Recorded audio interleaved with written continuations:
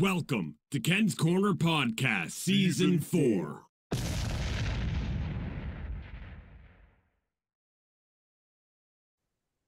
Hi, everyone. We got an exciting interview here today with Jeremy Prophet, right here on Ken's Korner, the champion, the winner of Lutte Academie, Wrestling Academy for us here in Ontario.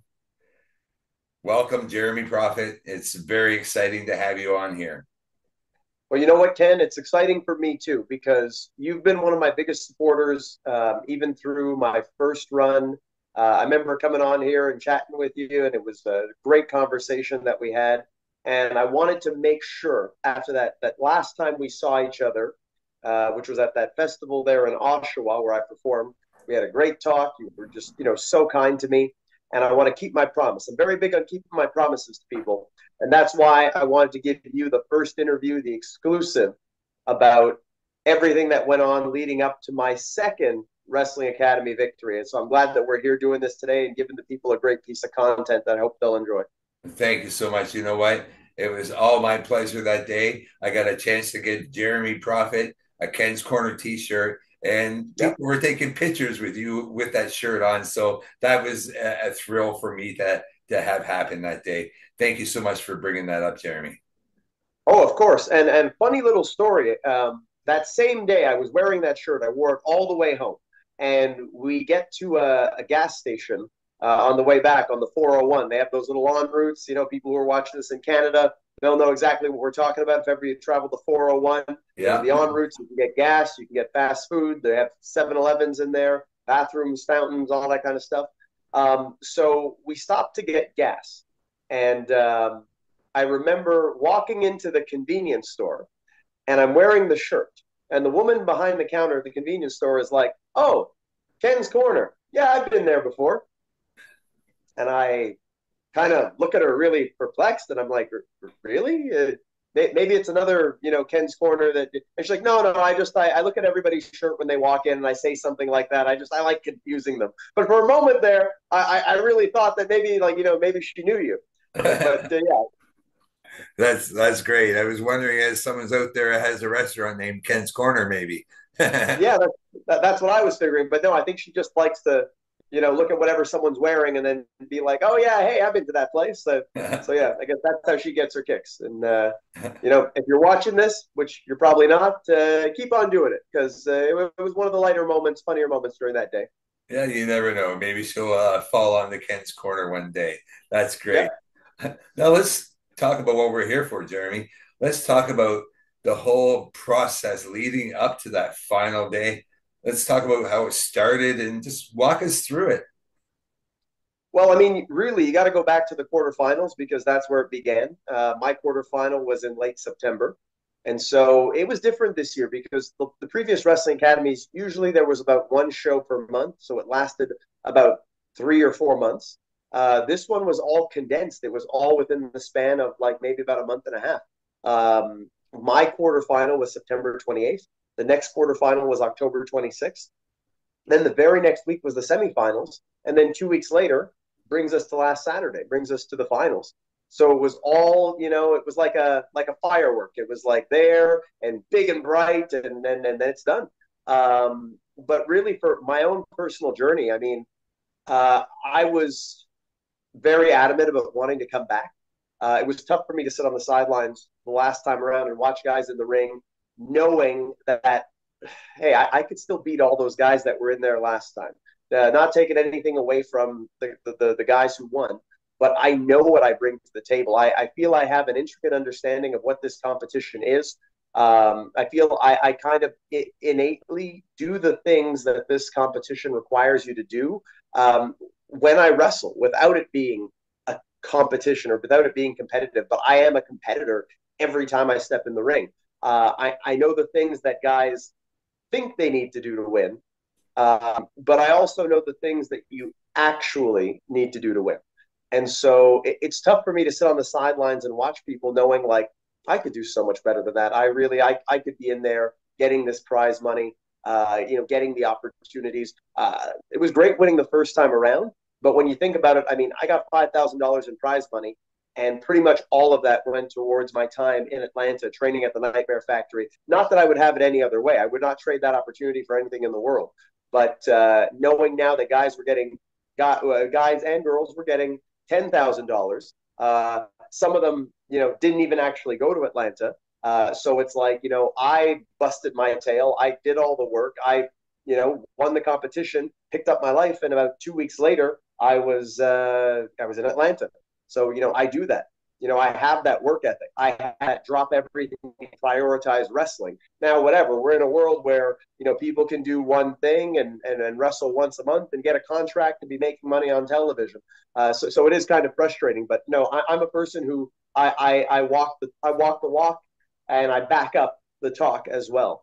That's always been me. So, I'm someone who's not afraid of hard work, and I'm someone who is not afraid to prioritize wrestling and to run headfirst into the obstacles that stand in the way of the things that I want to achieve and destroy those obstacles and whatever other collateral damage goes along with it. So with that said, it is kind of frustrating to sit on the sidelines.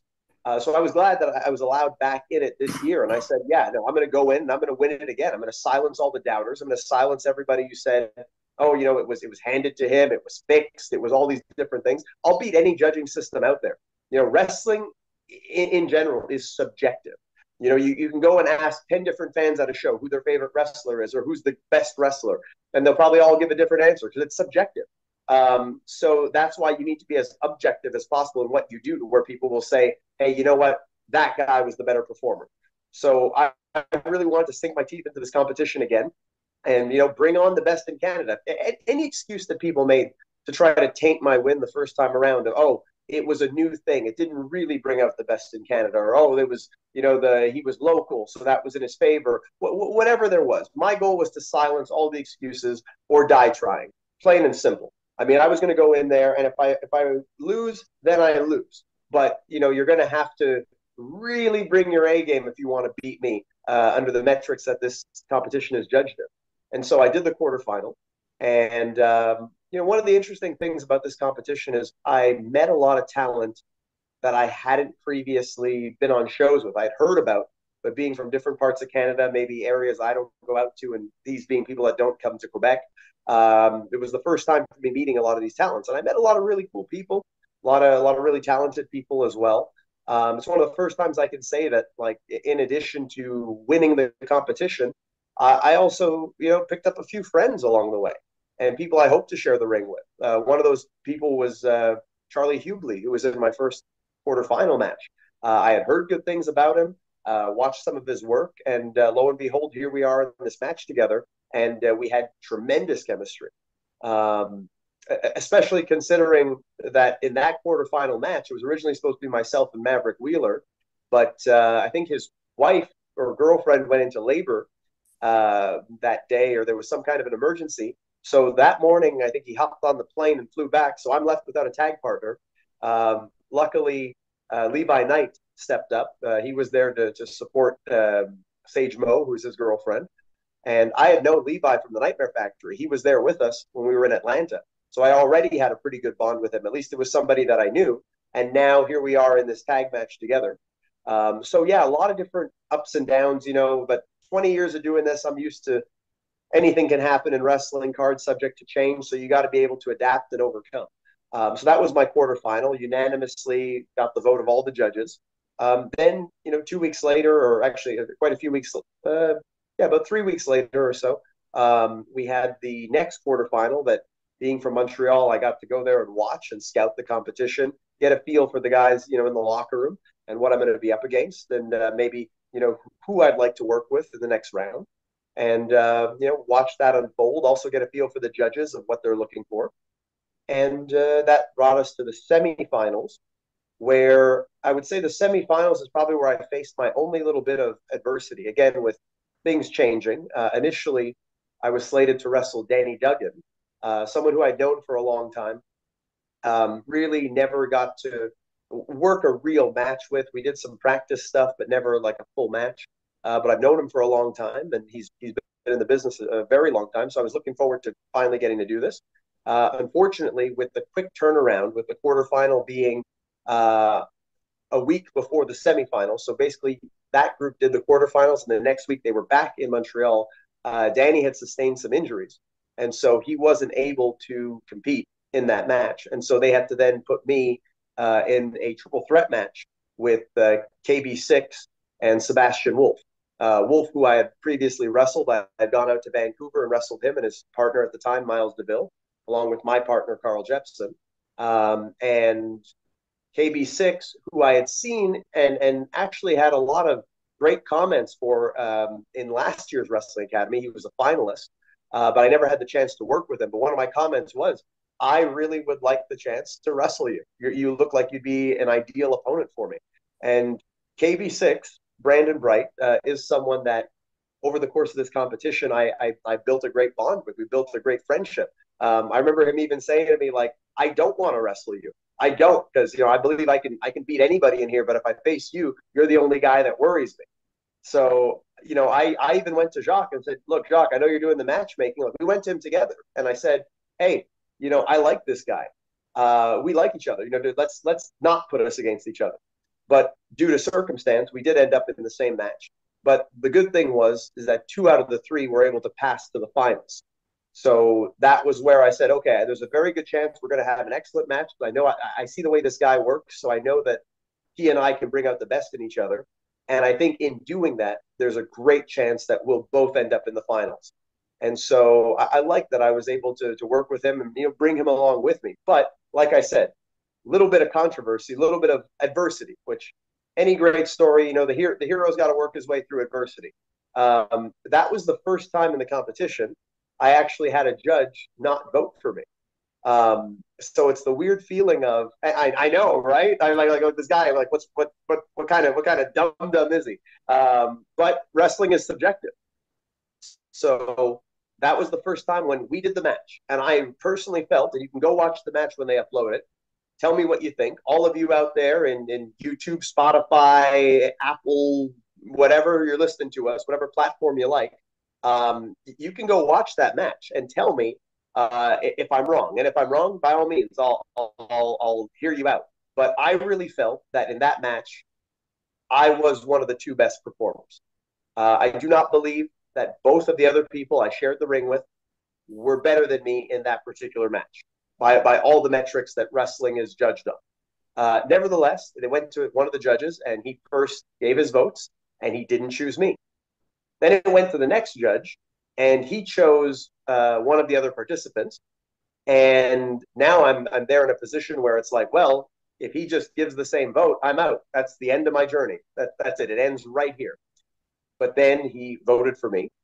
And then it went to Raymond Rougeau, who was the 3rd judge, and he voted for me as well. So then it ended up in a 3-way tie where Jacques had to be the tiebreaker, and ultimately Jacques chose myself and KB6. So that was a bit of adversity, a bit of the kind of thing that makes you have to reflect on what is it about my performance and myself that didn't resonate with this one judge. It clearly resonated with the 400, 500 fans in the audience that gasped and were booing when I wasn't chosen. But it didn't resonate with that one gentleman. So it's one of those things where you have to look at what was the missing element. So that was the semifinals.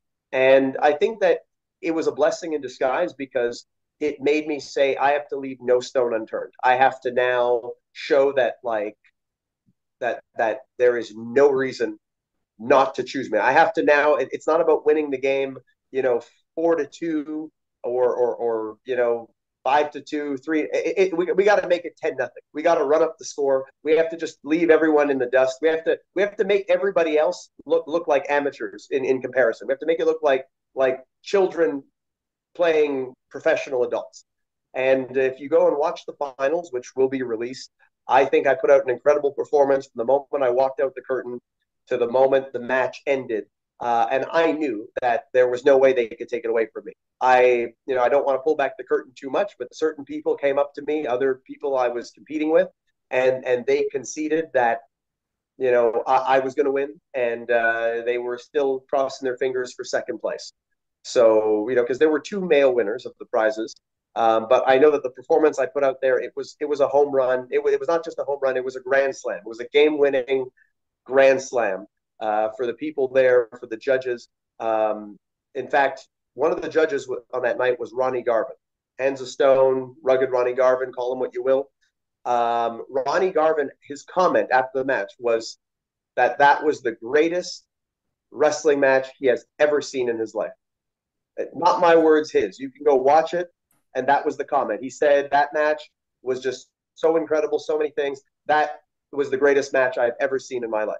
That must have been a thrill to hear. Absolutely, and I have tremendous respect for Ronnie Garvin. His legacy here, his legacy in the NWA, and then everywhere he went. A consummate professional, a great performer, a tough individual. Someone much like myself, and who fought for his success, and a proud French Canadian from here in Quebec as well. So hearing him say that, it really meant a lot to me. And he was the first person I went up to after I was announced as the winner, and I told him how much that meant to me to hear that from him. And that's the thing, is that I want my wrestling to always be able to touch people in an emotional way, that they see it and they're wowed, they are amazed. The last thing I ever want to be is a one-dimensional, forgettable performer. So it's like I always say, what makes me special? It's that maybe I might not be the most athletic, I might not be the most charismatic, I might not be the most physically fit, but there is no one that, if they do something better than me, I don't do at least a few of those other things better than them. That's what I always say. I'm the person who can do it all. Can do it all. Very much. I was going to say, yes, you got all three of those things intact in my eyes. So for anyone to get past you, my question was going to be, how was it feeling when you were announced the winner? But obviously you were just expecting it, and it was just an answer to a question that anyone had to finish it.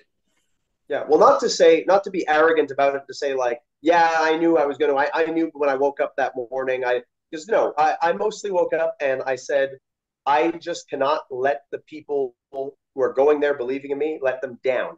I can't let them down. There's too many people counting on me, and I'm not going to let them down.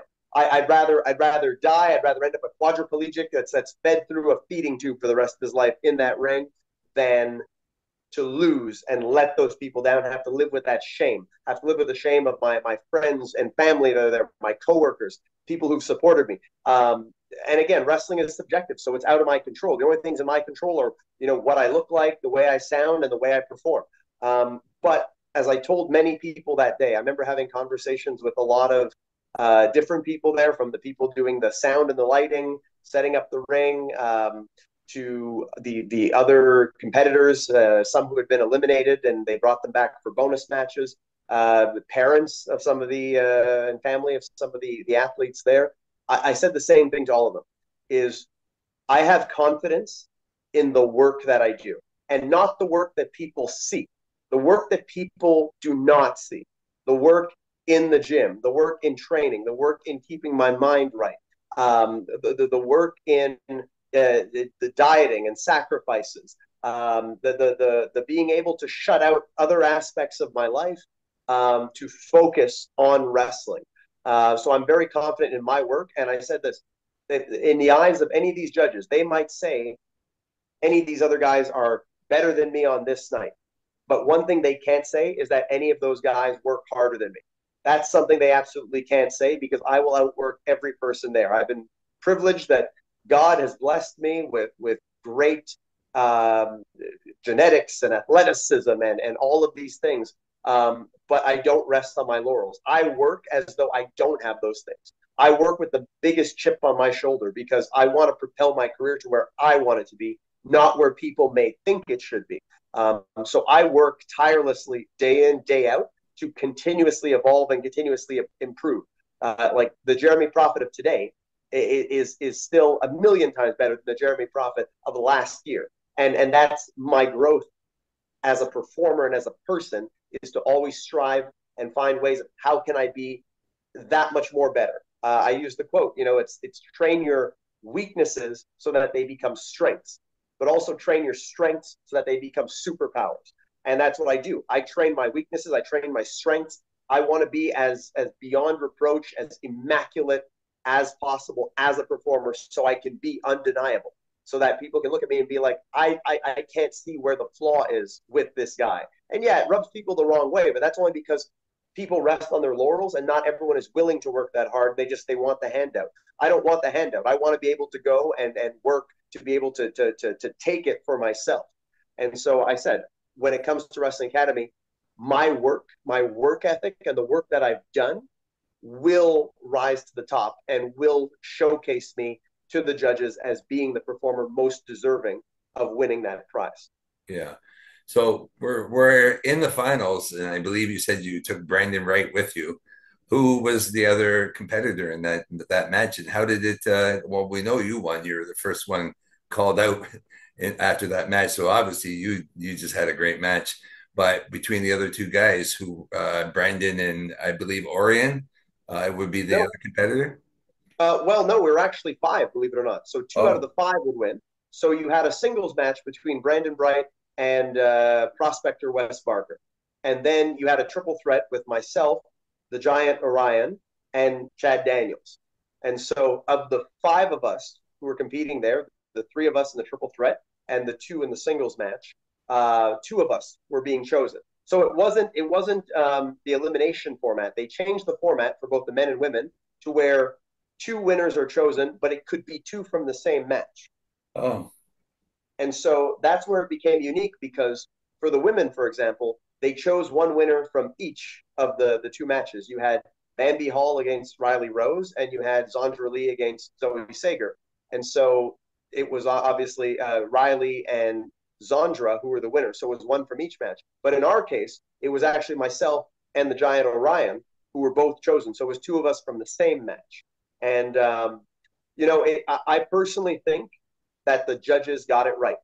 I have nothing to say in regards to, in regards to us with the five of us, the men.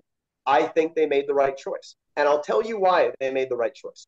So everyone's opinion of wrestling is different.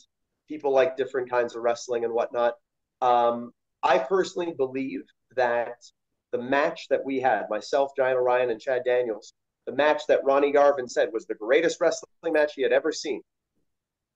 You can't go and say those kinds of things and then say, but I'm going to take one guy from this match and one guy from the other match. No, that's what I said to Orion. I said, it has to be two guys from our match. You can't say it's the greatest match and then say, but I'm going to choose someone from the other one. It takes two, or it takes three to have that match. So It's got to be two out of the three out of us. This is as we're waiting. We're kind of, behind the scenes now. We've done the match and we're waiting for them to finish their deliberations.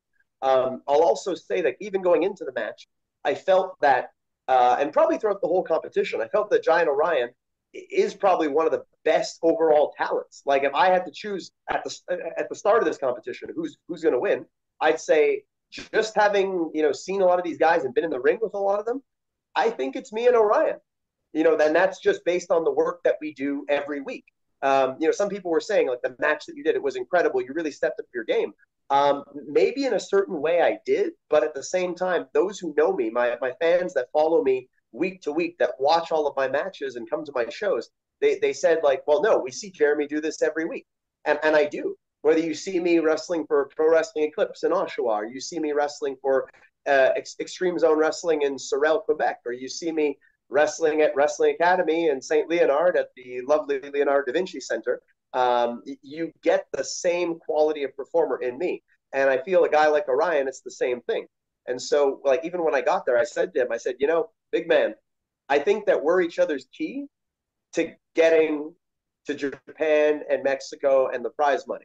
I said, I think it's going to be you and me. And he agreed. And then we're there waiting on the sidelines. And I'm like, I think we did it. Because it's got to be two out of the three in our match. And personally, we were far more impressive than the other guy. And so, lo and behold, the judges come back with the decision.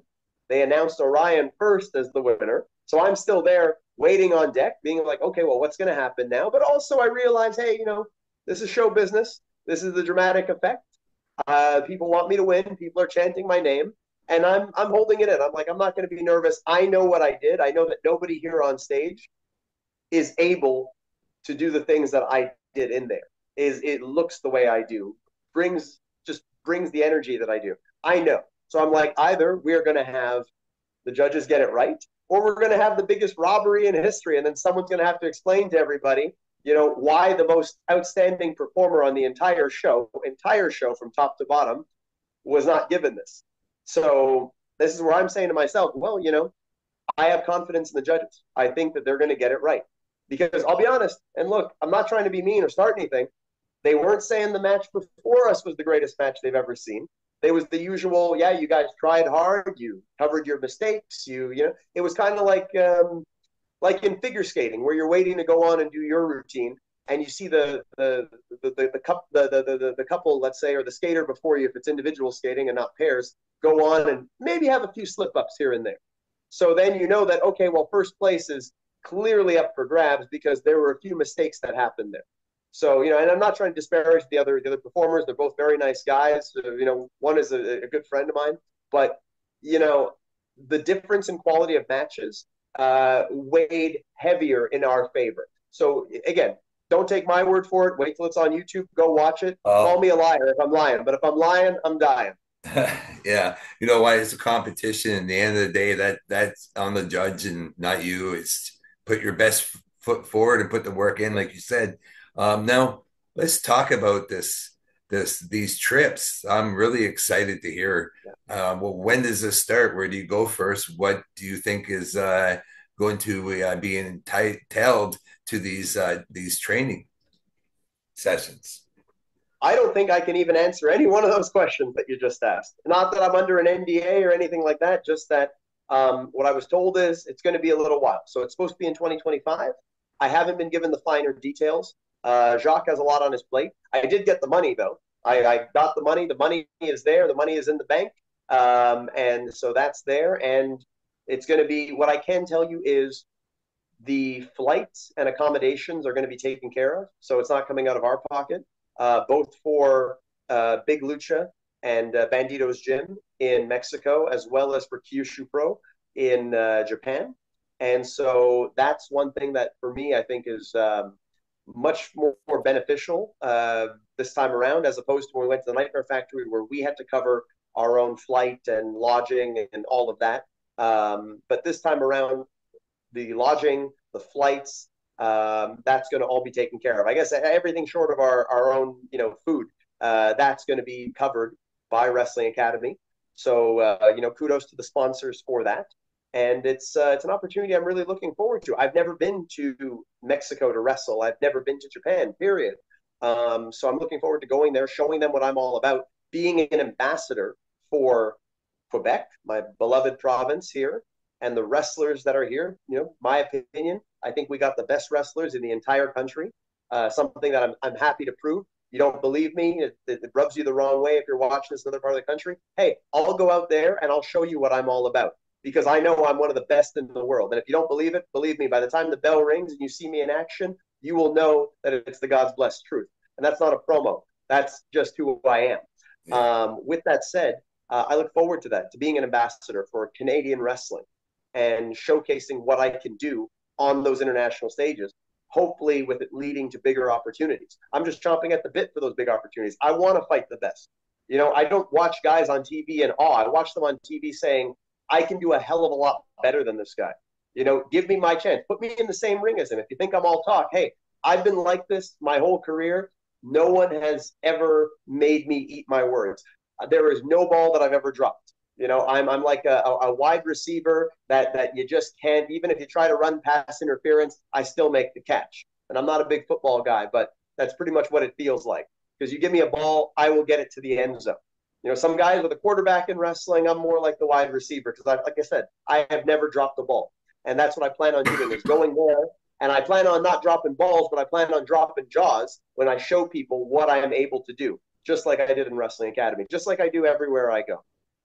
Yeah, that's amazing. You know what? I thank you for the football part there, because my team, the Toronto Argonauts, just actually won the Grey Cup. So I appreciate that. You'd be a great wide receiver on that team, I'm sure. Do you have any idea what's next after your training for Jeremy Prophet? Where do you go from there? Well, like I said, the main goal is to get that international exposure, get that TV contract, get with a major organization. Why wouldn't a major organization want this? A guy who can talk, looks the part, looks like a star, wrestles like a star, high flyer, brawler, scared of nobody, heck of a set of balls on him. It's what I've been striving for, is to make as much noise as possible, because quiet mouths don't get fed. Don't mistake this as me being cocky. This is me being supremely confident in what I've done. I heard a great quote the other day where they said, you start in professional wrestling and you're physically at 100%, but your experience is at 0. I feel my experience is through the roof, and I still feel 100%. I've never been injured the entire time I've done this. I'm the Iron Man of all Iron Men. I want the chance to be able to go in there with these guys I see on TV, these overpaid guys on their way to becoming has-beens in this industry, and to give them a run for their money. Like, I want to get under their skin. When I say a quote like that, I'm saying it because I want to irritate someone there.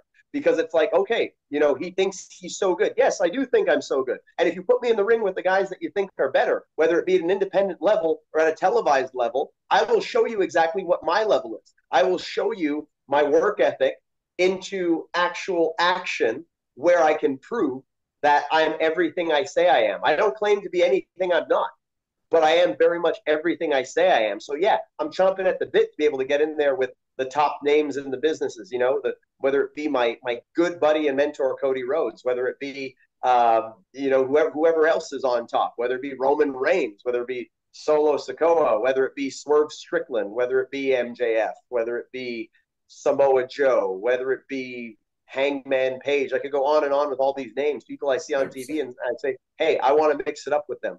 I want to show them and the people watching, because the only way people will believe you're as good as you say you are is if you get the chance to fight the best. I'd love to be that person who can go in there as, someone from this level that people might underestimate, and then just have them be blown away. For the longest time, Will Ospreay was that guy in Japan. He was that guy in the UK. I'm that guy here in Canada. I'm that guy who should be ascending to that level. I've won more championships. Not that means anything other than the promoter is probably just a big mark for you. But I've won more championships than pretty much anyone in Canadian history. More main events and, ring time, all of these things, all of these metrics that you can see all over YouTube. Empirical evidence actually exists of all these things. So it's like my accomplishments in Canada are second to none. It is about time that I get showcased on an international stage. I see people who can't do the things I do, who can't talk the way I do, who don't look the way I do, who don't have all of these things. But I guess maybe they're just really good politicians, or they're just, really good butt kissers. I don't know what you want me to say, but something has them there. But I'm telling you, you put us on an equal playing field, a level playing field, I will take that ball and run it further than anybody. So I want to give those guys a run for their money. Thank you. Thank you for that. Well, you've said quite a bit, and you said a lot of great things, but I'm still going to give you your final thoughts here today. My final thoughts are this. I hope that my story can inspire people, because a lot of people just decide to give up on their dreams. They get told by other people, oh, if you haven't accomplished this in this amount of time, you should just give up. Or, they get told, well, look, if you're not already in the place you want to be, then it's because you don't belong there. You don't have what it takes. I don't believe any of that baloney. I believe that you keep working hard. I believe that a lot of people say that because they're actually threatened by you, and they don't want to have someone go in there and prove them wrong. People are scared of being wrong. People are scared of being exposed as perpetuating and believing lies for the majority of time. And then if somebody defies that and defies the odds, then it becomes, oh, well, I was wrong. People are scared of being wrong. I'm not scared of being wrong. It's why I can talk to you like this. I don't have to have a script and a teleprompter and I might say something that's wrong. No, it's in here. It's out here. That's it. You see my interviews, it's the same thing. It's just what comes to mind, because it's what I have in my heart. That's why some people, they can't talk because they're so on eggshells and they're scared to offend people, and they're scared of, I might say the wrong thing. No, I just speak freely. And I think that's the charm of Jeremy Prophet, is that what I say is me. It's straight from the heart. And I believe in chasing your dreams, working hard to achieve them. I believe in destroying whatever obstacle stands in your way ruthlessly, just tearing at the jugular, watching it keel over, bleed, and die if it's going to stand in the way of what you want. So I believe in all of that.